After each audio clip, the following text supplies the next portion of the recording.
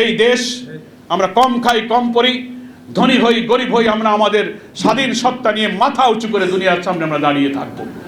বাংলাদেশ জামাত ইসলামের সংগ্রামী আমির ডক্টর শফিকুর রহমান, যিনি বাংলাদেশের নতুন বাংলাদেশের স্বপ্নের সারথি, বাংলাদেশের রাজধানী থেকে গ্রামে গঞ্জে, শহরে, নগরে, বন্দরে যেখানে তিনি যাচ্ছেন, কোটি কোটি মানুষ, লক্ষ লক্ষ মানুষ তাকে এক নজর দেখার জন্য, তার মুখের কথা শোনার জন্য জনসভাগুলোতে স্রোতের মতো তারা নেমে আসতেছে শোনার জন্য।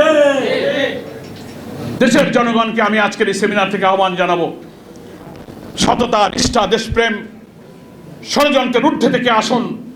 জামাত ইসলামের এই নতুন বাংলাদেশের ডাকে সাড়া দিয়ে বাংলাদেশের কোটি কোটি তরুণ সমাজ যারা আগামী দিনে দেশ চালাবে, আমাদের আমিরে জামাত বলেছেন, তরুণরা তোমরা এগিয়ে আসো, এই দেশের দায়িত্ব তোমাদেরকে আমরা দেব।